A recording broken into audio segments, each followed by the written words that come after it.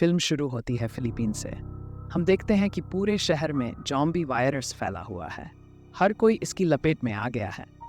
सभी लोग इस वायरस का शिकार होकर एक दूसरे को काट रहे थे।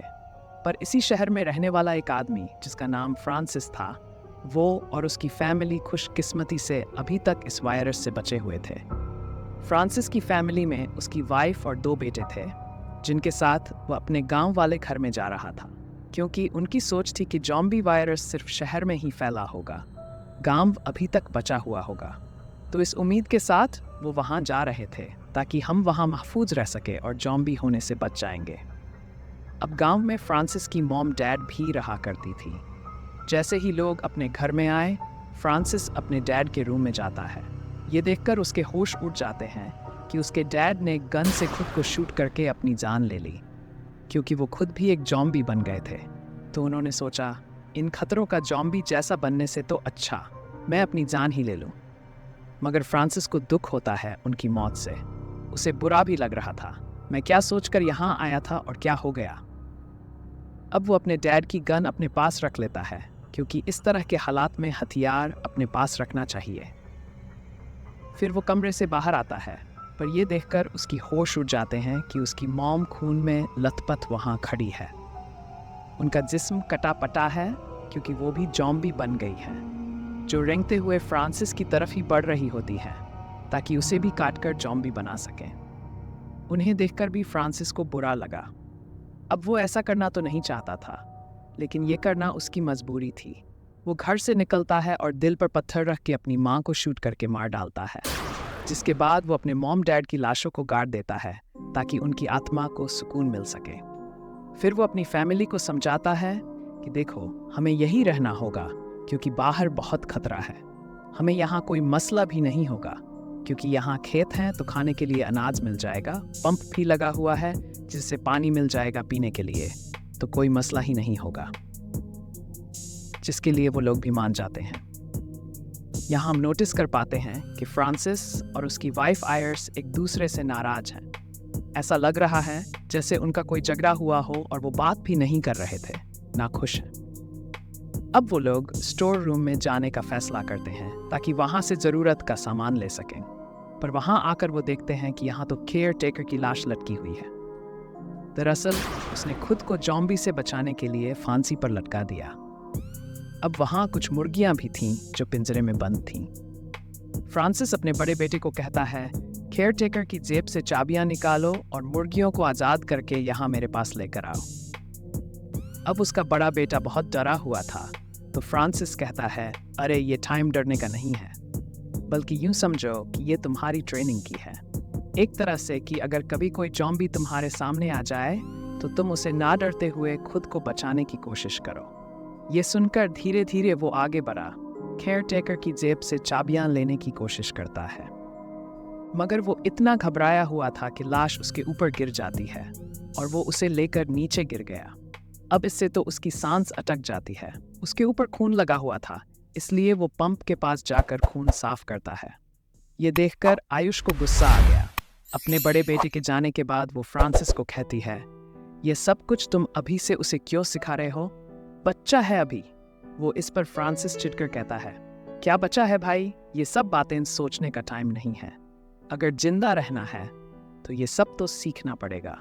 अब यहाँ हम नोटिस कर पाते हैं कि फ्रांसिस अपने बड़े बेटे से ज़्यादा छोटे से प्यार करता था। बड़े पर उसकी ज़्यादा तवज्जो नहीं थी। अब ऐसा क्यों था? आखिर क्यों अपने बच्चों में वो फ़र्क करता था? इसका जवाब हमें जल्दी पता चल जाएगा। शाम को सारे काम खत्म करने के बाद फ्रांसिस और आयरिश बेसमेंट में जाते हैं, जहां आकर फ्रांसिस बिखर जाता है। वो घबराने लगता है। असल में फ्रांसिस को बचपन में उसके डैड छोटी छोटी गलती पर बहुत मारपीट करते थे और सारा दिन उसे बेसमेंट में कैद करके रखते थे। और आज यहाँ आने की वजह से फ्रांसिस को वो सब कुछ याद आ गया था, जिस वजह से उसकी ये हालत हो रही थी। पर आयरिश उसे समझाती है, संभालो खुद को, ऐसे मत करो। जिसके बाद वो लोग खाना खाने बैठ जाते हैं। फ्रांसिस का बड़ा बेटा बताता है, मेरे दोस्त ने मुझे मैसेज किया था कि मैं अपने मॉम डैड के साथ पहाड़ के पास बने कैंप में जा रहा हूँ, जो जगह बिल्कुल महफूज है और वहाँ और भी बचे हुए लोग रह रहे हैं, तो मेरे ख्याल से हमें भी वहाँ चलना चाहिए। पर यह सुनकर फ्रांसिस साफ साफ मना कर देता है। कहता है, नहीं, हम कहीं नहीं जाएंगे, क्योंकि वहाँ तो हमें ठीक से खाना पानी भी नहीं दिया जाएगा। और यहाँ देखो, हमारे पास खाने पीने का सब कुछ है, किसी चीज़ की कमी नहीं है, तो हम यही रहेंगे बस। अब उसकी ये बात आयरिश को पसंद नहीं आती, क्योंकि वो खुद भी यहाँ रहना नहीं चाहती थी। खैर, रात को जब फ्रांसिस सो रहा था तो उसे अपने डैड की बुरे सपने आने लगते हैं, जिसमें वो बुरी तरह फ्रांसिस को मार रहे थे। ये देखकर उसकी आंख खुल जाती है। तो अब इस चीज से घबराकर वो फैसला कर लेता है कि यहाँ से हम चले ही जाते हैं। इस बारे में वो अपनी वाइफ को कहता है, ठीक है, चलते हैं, हम उसे कैंप में रह लेंगे, क्योंकि यहाँ बचपन के बुरे सपने वो जिकने नहीं देंगे। इसलिए अगले ही दिन ये लोग वैन के जरिए उस कैंप के लिए निकल जाते हैं। पर कुछ दूर आने पर इन्होंने देखा कि सामने तो बैरीगेट लगा हुआ है और साइड में बहुत सारी खराब गाड़ियां खड़ी हुई हैं, क्योंकि बैरीगेट रास्ता रोकने के लिए लगाया गया था। आयरिश गाड़ी से उतरकर वो बैरीगेट हटाने जाते हैं, पर तभी एक ड्रोनाइड भी वहां आकर हमला करने की कोशिश करता है। ये देखकर फ्रांसिस फौरन गन लेकर बाहर आया और जॉम्बी को शूट करके मार देता है। पर गोली की आवाज़ से अब वहाँ बहुत सारे जॉम्बीज आ जाते हैं, जिनसे बचने के लिए वो लोग गाड़ी में छुप जाते हैं। फिर फ्रांसिस एक बम बाहर फेंक कर सभी जॉम्बीज को उड़ा देता है। पर यहाँ सबसे बड़ी मुसीबत यह हो गई थी कि उनकी वैन तो खराब हो गई थी। अब इसीलिए ये पैदल ही चलने लगते हैं। और दूसरा, कोई और रास्ता इनके पास नहीं था गांव से बाहर जाने का, इसलिए वो वापस गांव में ही आ जाते हैं। फिर सुबह फ्रांसिस जाकर अपनी खराब वैन को ठीक कर लेता है, पर इस बारे में वो अपनी फैमिली के लोगों को नहीं बताता, क्योंकि उसने जहन बना लिया था कि वो लोग यही रहेंगे। वो सोचता है, गांव में तो मुझे बस बुरे सपने ही सताएंगे, ना कि ये जॉम्बी, तो इसलिए कुछ भी हो जाए हम यही रहेंगे, क्योंकि बाहर बहुत सारे जॉम्बीज हैं। इसलिए वो घर को और अच्छे से ठीक कर लेता है, लाइट्स वगैरह भी लगा लेता है। फिर अपनी फैमिली के साथ डांस करने लगा ताकि वो लोग भी एंजॉय कर सके। इसके बाद फ्रांसिस के दोनों बेटे पुरानी तस्वीरें देखने लगते हैं, जिनमें फ्रांसिस के भाई की भी तस्वीर थी। अब यहाँ छोटा बेटा अपने भाई से कहता है, भाई, आपने एक बात नोटिस की है? आप पापा के भाई जैसे दिखते हो, बिल्कुल ना कि पापा जैसे। ये सुनकर तो बड़े भाई की होश उड़ जाते हैं, क्योंकि अब जाकर वो सारी बात समझता है। अच्छा, तो ये बात है कि पापा मुझसे इतना नाराज क्यों रहते हैं, क्योंकि उसे भी पता चल चुका था कि मैं उनका बेटा नहीं हूँ, बल्कि उनके भाई का बेटा हूँ। असल में फ्रांसिस के भाई के साथ आयरिस का ताल्लुक बन गया था, जिस वजह से ये बड़ा बेटा पैदा हुआ। और उसके बाद भी फ्रांसिस ने आयरिस को माफ़ कर दिया और उसने फिर दोनों बच्चों को संभाला। पर क्योंकि वो उसका असली बेटा नहीं था, इसलिए फ्रांसिस उस पर गुस्सा निकालता रहता था। लेकिन हाँ, वैसे उसका कोई गलत मकसद नहीं था, जैसे उसे तकलीफ पहुंचाना वगैरह, बल्कि वो तो अक्सर खुद को समझाया करता कि मैं क्या करता रहता हूँ, इसमें उसका तो कोई कसूर नहीं है। उसे भी बाप की ज़रूरत है, तो मैं उसका भी अच्छे से ध्यान रखूँगा और बाप की तरह प्यार दूँगा, क्योंकि उसकी जिम्मेदारी है मुझ पर। और इस वजह से अक्सर फ्रांसिस और आयरिश का झगड़ा भी होता रहता था। अब जब फ्रांसिस बाहर जाता है तो उसे एक डॉग काट लेता है। तब आयरिश उसकी मरहम पट्टी तो कर देती है, लेकिन वो ये भी कहती है, हमें डॉक्टर के पास चलना चाहिए, कहीं ऐसा ना हो कि तुम्हें डॉग वाला जहर फैल जाए। ये सुनकर फ्रांसिस कहता है, उस डॉग के गले में पट्टा था, जिससे लग रहा था कि वो पालतू कुत्ता है और ऐसे डॉग्स में जहर नहीं हो सकता। तुम फिक्र ना करो, कुछ नहीं होगा।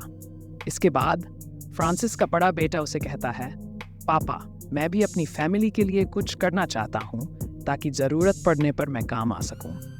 फ्रांसिस कहता है, बेटा, अभी तुम छोटे हो, और अगर तुम खुद को बड़ा समझते हो और तुम्हें लगता है कि तुम अपनी फैमिली को बचा लोगे, तो ये बताओ कि हमें बचाने के लिए तुम किसी की जान ले सकते हो। इस पर वो हाँ में जवाब देता है। कहता है, जी पापा, अपनी फैमिली को बचाने के लिए मैं किसी की भी जान ले सकता हूँ। इसलिए फ्रांसिस उसे गन देकर सामने शूट करने को कहता है। अब उसका बेटा काफ़ी डरा हुआ था, पर फ्रांसिस उसे और डराते हैं ताकि उसके अंदर का सारा डर ही निकल जाए। तभी यहाँ पर आयरिश और उनका छोटा बेटा भी आ गया। ये देखकर आयरिश कहती है, तुम क्या करवा रहे हो? इससे अभी वो ये करने के काबिल नहीं हुआ। फ्रांसिस, देख नहीं रहे कि वो कितना डरा हुआ है? अब अपनी माँ की ये बात सुनकर वो शूट कर देता है, पर गोरी की आवाज़ सुनकर वहाँ जॉम्बी आना शुरू हो जाते हैं। इसलिए वो लोग अपनी जान बचाने के लिए घर की तरफ भाग जाते, पर जॉम्बीज भी उनका पीछा करते करते घर तक आ गए थे। लेकिन इससे पहले वो घर में घुसते, तभी वहाँ एक बड़ी गाड़ी में कोई आ जाता है जो लाइट जलाकर हॉर्न देकर जॉम्बीज का ध्यान अपनी तरफ करता है। जैसे ही जॉम्बीज का ध्यान गाड़ी पर गया, वो आदमी गाड़ी लेकर वहाँ से चला जाता है और जॉम्बीज भी पीछे पीछे भाग जाते हैं, जिससे लोगों की जान बच पाती है। पर फ्रांसिस ने उस गाड़ी को पहचान लिया था, जो गाड़ी दरअसल उसके भाई की थी। जी हाँ, वही भाई जिसके साथ उसकी बी का ताल्लुक था और बड़ा बेटा था जिसका। तो इसीलिए अगले दिन फ्रांसिस अपने भाई से मिलने गया। वो काफ़ी गुस्से में था। उसका भाई कहता है, शांत हो जाओ भाई, मैं बस ये देखने आया था कि मॉम डैड ठीक हैं या नहीं। फ्रांसिस बताता है कि वो तो कब के मर गई हैं और उसे गन दिखाकर कहता है, तुम्हारा भी अब यहाँ कोई काम नहीं है, चलो निकलो यहाँ से, वरना अभी के अभी तेरे सर में गोली मारकर जान ले लूँगा, समझे?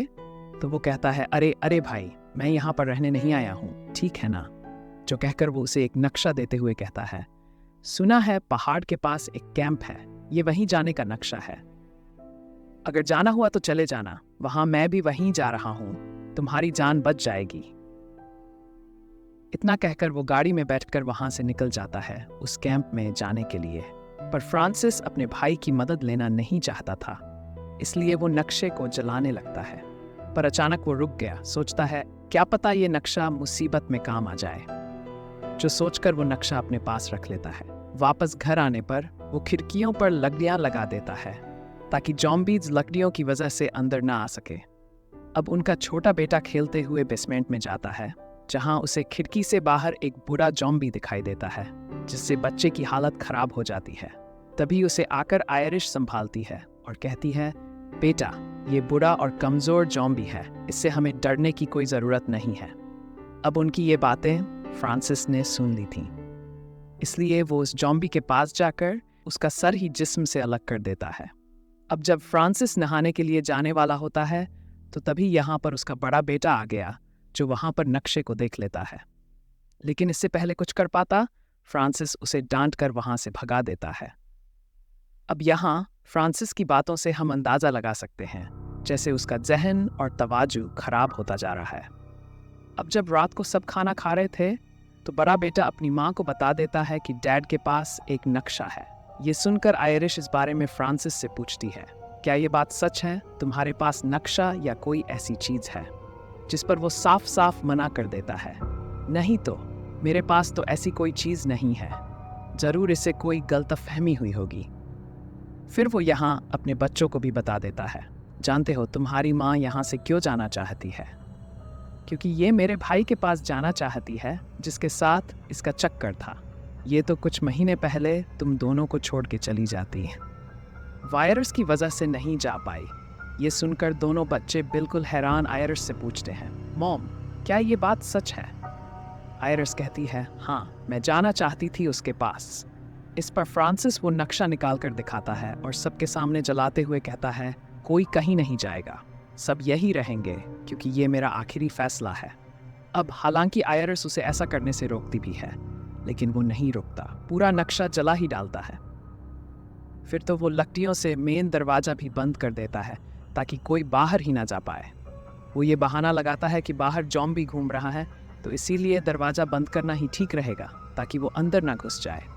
ये सुनकर बड़ा बेटा कहता है, पापा, आप झूठ बोल रहे हैं, बाहर तो कोई जॉम्बी नहीं है, आप हमें बस यहाँ कैद करके रखना चाहते हैं। ये सुनकर तो फ्रांसिस का इतना दिमाग खराब हो जाता है कि वो अपने बड़े बेटे को थप्पड़ मार देते हैं और कहता है, तेरी हिम्मत कैसे हो इस तरह बात करने की? क्यों बोले तुम बीच में? तू मेरी औलाद नहीं है, इसलिए बीच में बोलने का तेरा कोई काम नहीं बनता। अब तभी दरवाजे पर एक जख्मी सिपाही आकर दस्तक देता है, उससे मदद की ज़रूरत थी। फ्रांसिस कहता है, चले जाओ यहाँ से, हम तुम्हें अंदर आने नहीं देंगे। अब वो सिपाही वायरस का शिकार नहीं हुआ था, इसलिए बड़ा बेटा जबरदस्ती दरवाज़ा खोलकर सिपाही को अंदर लेकर आ जाता है। सिपाही बताता है, मैं पहाड़ के पास बने उस कैंप में रहता हूँ, लेकिन आज वहाँ जॉम्बीज का हमला हो गया, जिस वजह से पूरा ही कैंप तबाह हो गया। एक आदमी गाड़ी लेकर वहां आया जिसने ही मुझे उन जॉम्बी से बचाया। उसने मुझे इस घर का एड्रेस देते हुए कहा, तुम वहां चले जाओ, वो मेरे भाई का घर है, तुम वहां आराम से रह सकते हो। सच पूछे तो बहुत ही भला इंसान था। अब वो यहाँ फ्रांसिस के भाई की ही बात कर रहा था।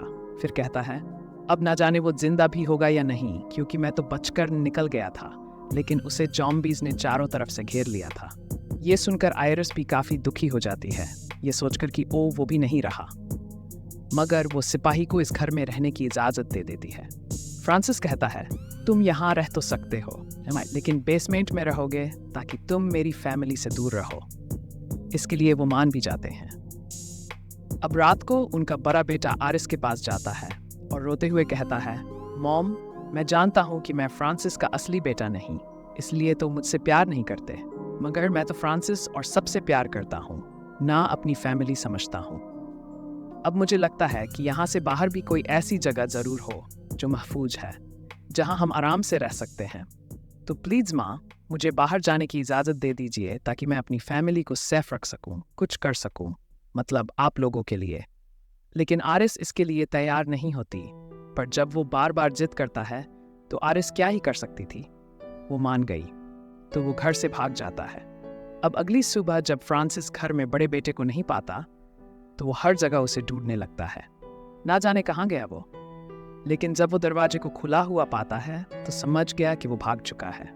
इससे तो फ्रांसिस का दिमाग ही खराब हो गया और अब वो गुस्से में हथौड़ा उठाता है और उस जख्मी सिपाही पर वार करके उस बेचारे की जान ले लेता है। फिर तो वो आरिस को भी मारकर बेहोश कर देता है। जब उसकी आंख खुली तो वह खुद को बेसमेंट में पाती है, जहां छोटा बेटा भी था, क्योंकि फ्रांसिस ने दोनों को ही बेसमेंट में बंद कर दिया था। इसका मतलब था कि वह पागल हो गया है। तभी उसकी नज़र उसी कुत्ते पर गई जिसने फ्रांसिस को काटा था। फ्रांसिस उसे पकड़कर मार डालता है और उस डॉग का मांस से खाने के लिए उन दोनों के पास लेकर जाता है। पर जब आरिस ने उसे खाने से मना किया तो गुस्से में फ्रांसिस प्लेट को पटक के मारता है। प्लेट में चाकू था। वह जब नीचे गिरा तो आयरिश उसे छुपाने का सोचती है ताकि उसकी मदद से खुद को आज़ाद कर लूं। लेकिन बेचारे की किस्मत कहाँ इतनी अच्छी थी, क्योंकि तभी फ्रांसिस भी चाकू को देख लेता है और उसे उठाकर अपने पास रख लेता है। एक बार फिर दोनों को बेसमेंट में बंद करके वह वहां से बाहर चला जाता है। पर यहाँ आरिस एक प्लान बनाती है और वह अपने बेटे को जोर से चीखने को कहती है। उसकी बेटे ने जैसे चीख मारी, आवाज़ सुनकर फ्रांसिस बेसमेंट में आ जाता है और उसके आते ही आरिस उस पर हमला कर देती है। फिर अपने बेटे को लेकर आराम से बाहर आ गई और फ्रांसिस को वही कैद कर देती है। ये देखकर फ्रांसिस को अपने डैड के ख्याल आने लगते हैं कि किस तरह उसके डैड का जुल्म बहुत ज़्यादा होता था उस पर। इस वजह से वो काफ़ी डर जाता है। अब जब आरिस और छोटा बेटा बेसमेंट से बाहर आते हैं तो तभी यहाँ पर फ्रांसिस का भाई आ जाता है, जिसकी हालत बहुत ख़राब होती है क्योंकि वो भी ज़ॉम्बी बन गया था। वह दोनों पर हमला करने लगता है तो अपनी जान बचाने के लिए वो भागने लगते हैं, पर उसने आरिस को पकड़ लिया था। अपने भाई की आवाज़ सुनकर फ्रांसिस को गुस्सा आने लगता है। वो सोचता है कहीं ये मेरी फैमिली को भी ज़ॉम्बी ना बना दे। और अब जैसे उसका भाई आयरिस को काटने वाला होता है तभी बेसमेंट का दरवाज़ा तोड़कर फ्रांसिस बाहर आ गया। वह अपने भाई को मारकर साइड में करता है, फिर शूट करके उसकी जान ले लेता है। तभी यहाँ पर रोते हुए उनका छोटा बेटा आ जाता है, क्योंकि फ्रांसिस के भाई ने उसकी बाजू पर काट लिया था। यानी कि अब वह भी वायरस का शिकार हो जाएगा, ज़ॉम्बी बन जाएगा। ये देखकर वह घबरा गई, सोचती है ओ शिट, ये क्या हो गया, ओ माय गॉड, अब क्या होगा। पर आयरिस हिम्मत करके अपने बेटे का वह बाजू काट देती है ताकि वायरस पूरे जिस्म में ना फैले, और फिर जख्म की पट्टी करके फ्रांसिस को कहती है वैन लेकर आओ जल्दी से, इसे हॉस्पिटल लेकर जाना है। तो फ्रांसिस जल्दी से वैन के पास भागते हैं, लेकिन यहाँ पर उनका बड़ा बेटा जो गन लेकर खड़ा था वह फ्रांसिस को देख लेता है। अब उसे खून में लथपथ देखकर बड़े बेटे को लगता है कि शायद डैड पूरी तरह पागल हो गए हैं और इन्होंने मॉम को भी मार डाला, जिस वजह से वह फ्रांसिस पर गोली चला देता है। पर जब वह फ्रांसिस के पास आया, वह उसके गाल पर हाथ फेरते हुए कहता है, मेरे बच्चे, तुम्हें भी मैं अपना बेटा मानता था, और अगर कभी मेरी वजह से तुम्हारा दिल दुखा हो तो प्लीज़ मुझे माफ़ कर देना। अब ये देखकर उसे समझ लग जाती है कि मैंने इन पर गोली चलाकर बहुत बड़ी गलती कर दी है। वह कहता है, डैड मुझे माफ़ कर दीजिए, ये मुझसे अनजाने में हो गया। पर फ्रांसिस कुछ नहीं बोलते क्योंकि वह मर चुके थे और इस वजह से उसका बेटा टूट जाता है, काफ़ी दुखी हो जाता है। ये मैंने क्या कर दिया? पर बेचारी फ्रांसिस को क्या पता था कि छोटे बेटे को बचाने के लिए वैन लेने जाऊंगा ताकि उसकी जान बच जाए, पर बड़े बेटे के हाथों ही मारा जाऊंगा। अब बड़ा बेटा वैन लेकर घर के लिए आने लगता है, जहां घर पर आयरिस फ्रांसिस के आने का इंतज़ार कर रही थी, पर उसे क्या पता कि वह तो मर चुका है। अब ना फ्रांसिस रहा था और ना उसका भाई जो इस फैमिली की देखभाल कर सकता था। इसलिए अब सारी जिम्मेदारी अकेली आयस पर आ गई थी। जहां उस बेचारी को अब अकेले ही अपने बच्चों को पालना था, वह भी ऐसे मुश्किल टाइम पर जब हर तरफ वायरस फैला हुआ था। अब ये फैमिली बेचारी वायरस से तो बच गई थी जैसे तैसे, लेकिन इनके साथ ये इतना बुरा हो गया। और इसी सैड एंडिंग के साथ ही ये फिल्म भी इधर ही खत्म हो जाती है।